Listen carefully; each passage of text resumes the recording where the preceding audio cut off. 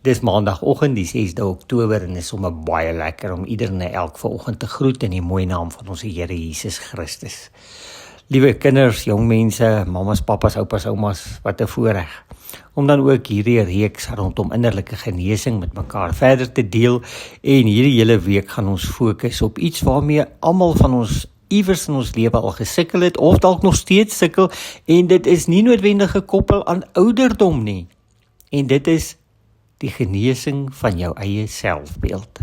Want 'n swak selfbeeld bring baie pyn en baie seer. Nou, die teks waarop ons fokus vir hierdie week is Galasiërs 6 vers 4. En wat 'n pragtige teks is dit nie? Luister 'n bietjie hier.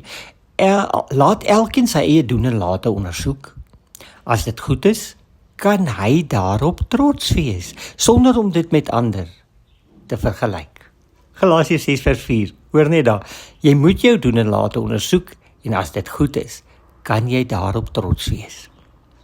Om trots te wees op jou eie prestasies is dis nie verkeerd nie.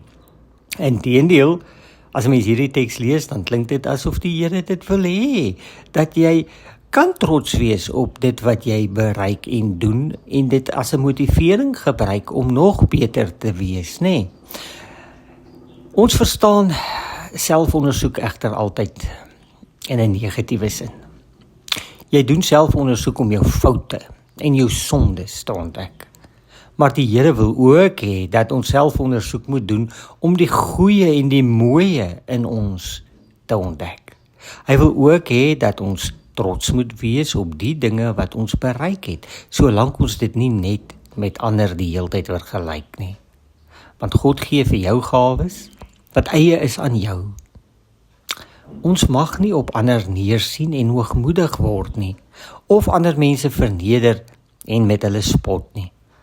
Ons mag dankbaar wees, trots wees op wat ons in ons eie menswees deur die werking van die Heilige Gees bereik. Dit terwyl ons dan altyd in gedagte hou dat alles wat ons is en alles wat ons het, kom van die Here af. Daarom hierdie week, ondersoek jouself, maar nie net jou sondes en al die negatiewe foute en dinge wat jy weet in jou lewe aandag nodig het nie. Ondersoek ook en sien, daar's 'n klomp mooi dinge waarop jy kan trots wees.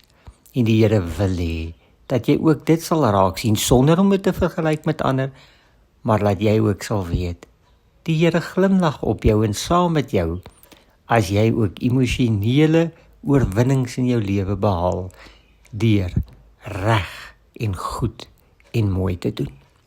Mag die seën van die Here op hierdie maandag op elkeen wees, en mag jy, as jy 'n tydjie het, regtig rustig raak in jouself en nie net die foute soek en nie net die sonde soek nie, maar ook die mooi, want jy is mooi en daar's so baie mooi in jou, want die Here het jou na sy beeld gemaak.